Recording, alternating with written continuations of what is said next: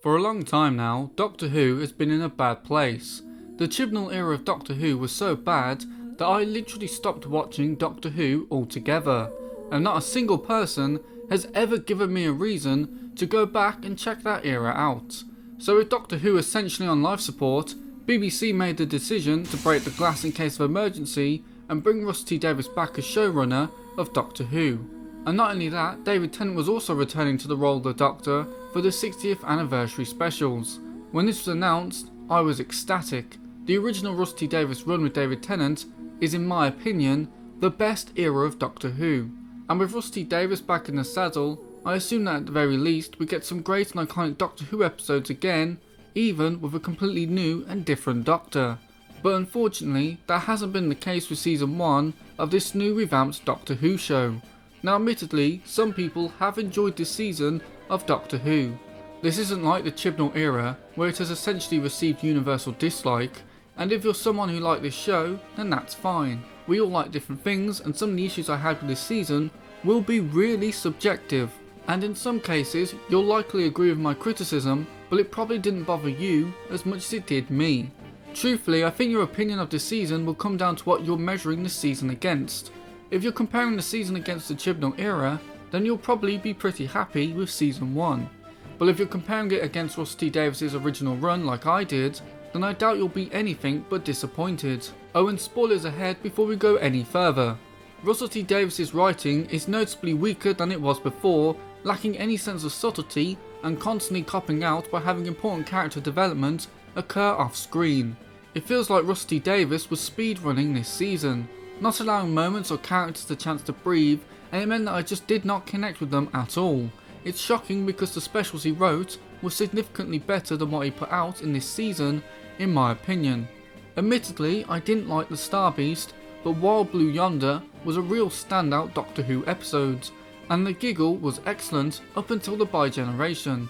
I absolutely hate the Bi-Generation, a point that we will return to later. The writing was so weak for this season that it just completely dragged down the entire show. I also just don't like either the 15th Doctor or Ruby Sunday. Now that may shock some of you who watched my last Doctor Who video where I said this. Purely because it wasn't actually a regeneration. And although I actually quite like Ncuti Gatwa as the Doctor, his first scene as the Doctor is completely overshadowed by the fact that David Tennant. But my opinion has changed. Initially, I was quite impressed with Ncuti Gatwa's interpretation of the Doctor. It was very different to what I was used to, but he had a lot of on-screen charisma, and I was really drawn to this version of the Doctor. Unfortunately, it didn't take too long for that opinion to change, as due to the writing and direction afforded to this Doctor, he ended up becoming really one-note and lacking in any kind of depth. All the modern Doctors have been very different. You've got the Doctor who dances, the Doctor who regrets, the Doctor who forgets, the Doctor who has prominent eyebrows, the Doctor who I skipped, the Doctor who came back, and the Doctor who cries. All the time. The 15th Doctor cannot stop crying, and it gets old really, really fast. I know Russell T Davies wanted a more emotional Doctor, but if the Doctor keeps crying, then it loses all its impact. If a different Doctor cried, then it would really hit hard because it wasn't something we were used to, and would really illustrate just how serious the situation at hand is, and how strong that Doctor's emotions are. When 15 cries, it's just another Tuesday. I am now completely desensitized to this Doctor's tears, and I will never be able to fully connect with any emotional scenes this Doctor has going forward, since it's such a common occurrence for him to cry. I feel like he did it every episode, and if he did miss an episode, then he'd be sure to make up for it the next episode by crying twice. The 15th Doctor seems to only have two modes, crying and hyperactive energy. Again, this is Russell's desire for a more emotional Doctor, but instead it makes him bland and boring. Other Doctors could cry and could be energetic, but they could also show a wide range of other emotions too. Instead, this Doctor feels like he needs to grow up, as if he's still stuck as a child who hasn't learned to have proper control over himself. It's a shame because I genuinely think that Ncuti Gatwa could be a great Doctor if they actually gave him more to work with, which is a sentiment that I've heard quite a few people use about Jodie Whittaker as the Doctor. Unfortunately, I think the damage has already been done with this Doctor, because I just don't think I'll ever be able to take him seriously. However, things are a lot worse with Ruby Sunday. I hate Ruby Sunday. I haven't liked her since day one. They try and present Ruby Sunday like she's this really down to earth, easy to get along with person, but to me it just comes across as really fake. Like this is what they imagine someone who's really nice is supposed to be like. Just like with the Doctor, there's no real depth to Ruby, and her relationship with the Doctor is extremely underdeveloped, mainly because they skipped the first 6 months of their relationship between episode 1 and episode 2. If the characters develop and bond off screen, then it's no surprise that I'm not really going to connect with them because I've not seen this all important character growth and change. Doesn't help that there were 2 Doctor-like episodes, reducing even more their screen time together, and it means that when Ruby leaves the Doctor at the end of the season, I just could not care less. I've seen so many companions leave and depart this show. None has had less of an impact on me than Ruby's exit. Maybe I would feel differently had we experienced more than 9 episodes with Ruby, but as it stands right now, Ruby is easily the worst companion in modern Doctor Who. Now that I've spoken about the 2 underbate leads of this show, I'm going to turn my attention to the episodes themselves, as I think it would be better that way to really show how weak the writing was in this series. First of all, the Christmas special was fine. I feel a bit indifferent towards it, but nothing stood out to me as egregiously bad other than the musical number. But I really hate musicals, so that might be why. And I also don't like that the Doctor just straight up kills the Goblin King. He full on skewers him. For me, the Doctor isn't a killer, he's a pacifist, or tries to be, so I really don't like when the Doctor kills someone, whether directly or indirectly. But outside of those 2 things, I think the episode is fine. Space Babies is crap. I'm not going to talk anymore about this episode because it's just naff. It's far too childish for a Doctor Who audience. In fact, I think it's even too much for the Sarah Jane adventures. Just an all-round bad episode. Although Ncuti Gatwa does shine as the Doctor here. It's just a shame that he never gets any better than he is here. The Devil's Cord was much better in my opinion. The Maestro was actually a really effective and memorable villain. Jinx Monsoon gave a great performance and definitely cemented the Maestro as the best villain of the season. However, the episode really ruined itself with that terrible music number at the end. I know I don't like musicals, but even people who do surely must have hated this section. It's terrible. For a song to be good, there must at least be more than 1 line. You can't just keep repeating there's always a twist at the end over and over again. Do you know Rusty Davies passed on making an It's a Sin musical? I'm glad, because if this episode was any indication, then he clearly can't write songs. Also, why does this even happen? Why does everyone break into a terrible song and dance for no reason? And what is with all the 4th wall breaks in this season? Please, please stop doing it. It's bad. This is Doctor Who, not Deadpool. I don't want 4th wall breaks. There weren't 4th wall breaks in Doctor Who before. Yeah, okay, I know there has been before, but they were very rare and they've never happened so frequently. Just stop doing it. It's crap. Also, I love how this episode just did not care at all about Ringo Starr and George Harrison. Only John Lennon and Paul McCartney are allowed to save the day. Then we get to Boom, which is in my opinion the best episode of the season. I genuinely like this episode. It's not perfect, I will mention my very minor gripes of it out of fairness to the other episodes, but I think this is an actually good episode of Doctor Who. My only real issue is first the concept itself. The Doctor stepping on a landmine and having to deal with it sounds like a really good idea on paper, but in practice you realise it isn't as effective, as there's no way the Doctor is dying to that landmine in episode 3. The episode really tries to build tension, but it's lacking, at least for me, because he's obviously going to get out of it. This landmine idea would work so much better in my opinion if either the companion or just a random character stepped on it and the Doctor had to save them from it. But that is a very minor thing. I also don't like how melodramatic this episode could be at times, like when Ruby is shot and she slowly falls down the slope. It's the exact same issue with the Doctor on the landmine. I know she's going to be fine, so it lacks the necessary impact. However, outside of those 2 very minor problems, I think Boom is a fantastic Doctor Who episode.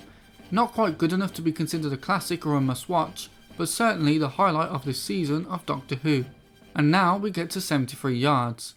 People really like 73 Yards. In fact, it's the highest rated episode of the season. However, I absolutely hate this episode. It just makes no sense to me, and I don't understand how it could be so highly regarded. Now, in fairness, the start of the episode is quite strong. You have this engaging mystery, what happened to the Doctor, how will Ruby resolve this by herself, The thing following Ruby is effectively creepy, and when she enters the pub, the episode seems primed to be this really claustrophobic and tight horror thriller. But when Ruby leaves the pub and returns home, the episode sort of falls apart, especially when Ruby starts increasing in age. The moment that happened, I couldn't help but roll my eyes. Why? Because it meant that everything would end up undone. Everything that happened in this episode wasn't going to matter, because in some way, shape or form, everything would be undone at the end because it had to be undone, which made the episode feel really predictable and cliche to me. The only thing that would make it worse is if it turned out to all be a dream. At least they didn't go that far. But anyway, as Ruby ages up, we then get this extremely unsubtle political part of the episode, which feels like a distraction to me. Also, why didn't they get 14 involved? If one doctor has gone missing, then why not get the other involved? What was he doing throughout all of this? And then the episode has the jaw-dropping reveal that it was actually Ruby all along. The thing following Ruby was actually an old version of Ruby, which annoyed me so much. What was the old version of Ruby saying to all those people to make them run off? Because it didn't just make them run away, it also made them despise Ruby. Ruby's mom never wanted anything to do with her after that. So what did she say to them?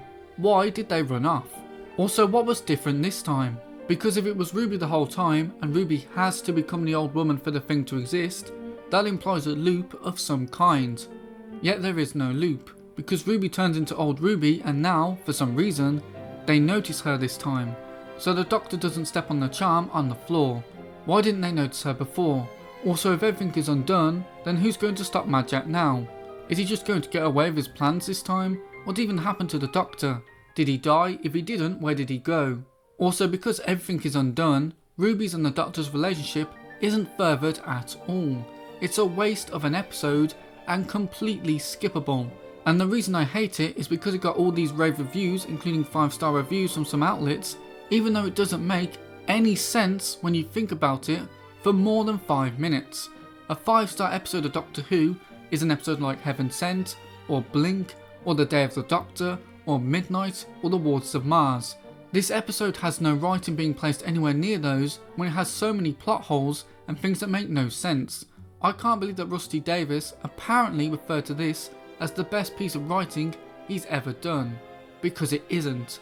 It's not the worst episode of the season, but it makes no sense and gets worse on a rewatch once you know that there's absolutely nothing special about Ruby. I hate this episode because even in the 5-star reviews for this episode, they say it makes no sense. Come on, man. If it makes no sense, then I don't understand how it can receive such high praise, especially when the villain Mad Jack's plan is as simple as blowing up the world with nukes. Somebody call James Bond, please. Sarah Jane did this episode better with The Curse of Clyde Langer. Moving swiftly on to Dot and Bubble. Like 73 Yards, this episode starts rather strongly. Yeah, it's a Black Mirror ripoff, but I was genuinely digging it for a while there. But then we get to the baffling reveal that Lindy can't walk without her bubble, which is so stupid that it completely took me out of the episode, and there was just nothing that could pull me back in, especially as she almost falls into the mouths of the monsters, eating everyone. This is just bad. Although credit where credit is due, Ncuti Gatwa delivered an exceptional performance at the end of the episode, where he pleaded with them to let him help them, regardless of the fact that they're being racist towards him. It's the one moment in this series where Ncuti Gatwa truly felt like the Doctor, and he absolutely killed that scene. But outside of that one scene, this episode sucked. Then we have Rogue, another episode that I actually enjoyed, but the episode is really rushed, like the rest of the season. The Doctor and Rogue fall for each other far too quickly, and the back and forth the two had before completely evaporates as Rogue just ends up doing everything the Doctor says after their little smooch. Also, how many times did this episode mention Bridgerton?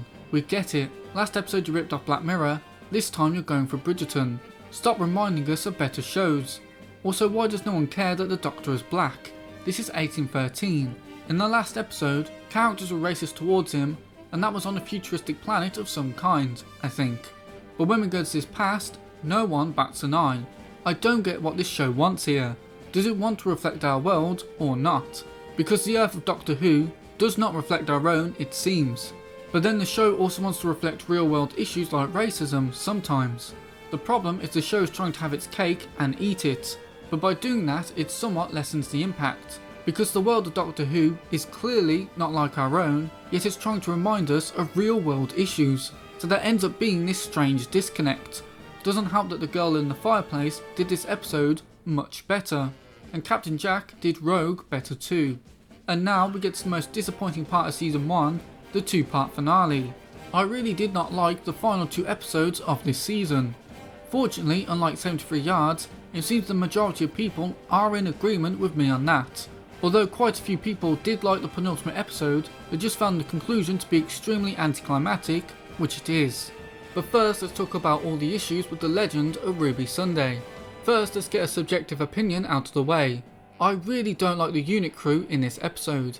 They just get on my nerves. Obviously, I love Kate, but outside of her, they were just annoying in my opinion. Bring back the Zygon girl. Also, why was Rose there? Why is she even allowed anywhere near unit? I would understand if she actually ended up doing something, but she didn't. She was just always in the background doing absolutely nothing. What is even the point of her? But anyway, aside from that, the episode continues on fine enough. Although 15 is time locked out of Ruby's birth, does that mean 14 is too? If he isn't, then why not get him to Guts that time period? Why not travel after 15 leaves and then follow Ruby's mom then? Why not travel before 15 arrives, set up a camera on a roof or anywhere around the place, and film Ruby's mom? You have a time machine and probably a cloaking device lying around somewhere, either in the TARDIS or unit. Why not use it? But anyway, we then get to the big reveal. As one true name forevermore is...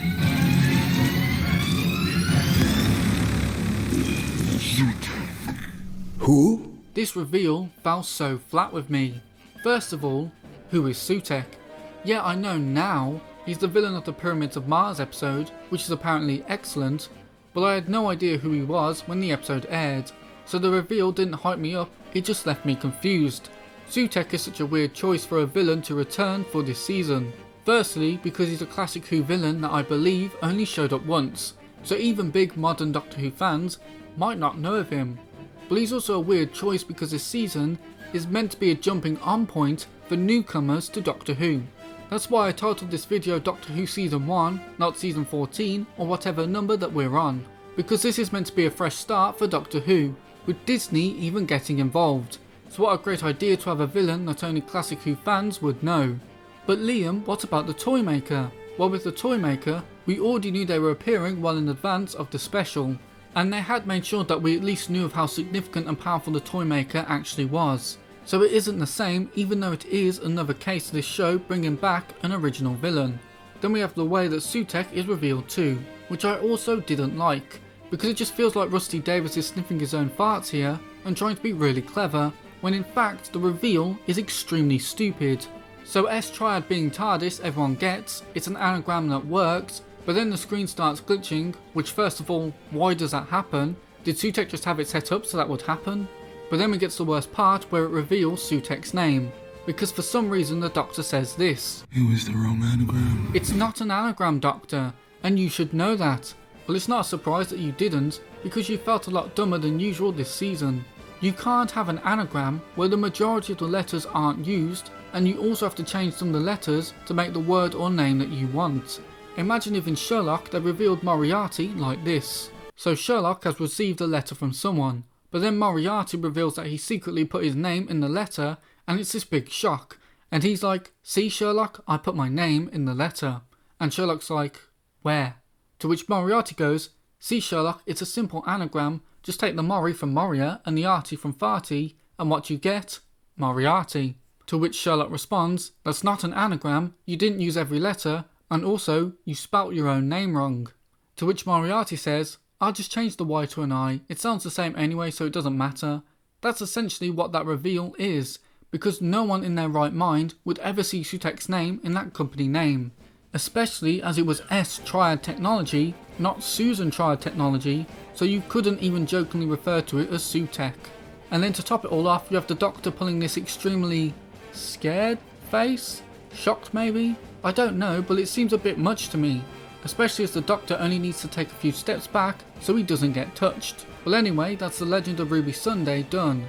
Not really a legend though, more the backstory of Ruby Sunday, which took a backseat to the Sutekh stuff. Then we get to the finale itself, which is just so bad.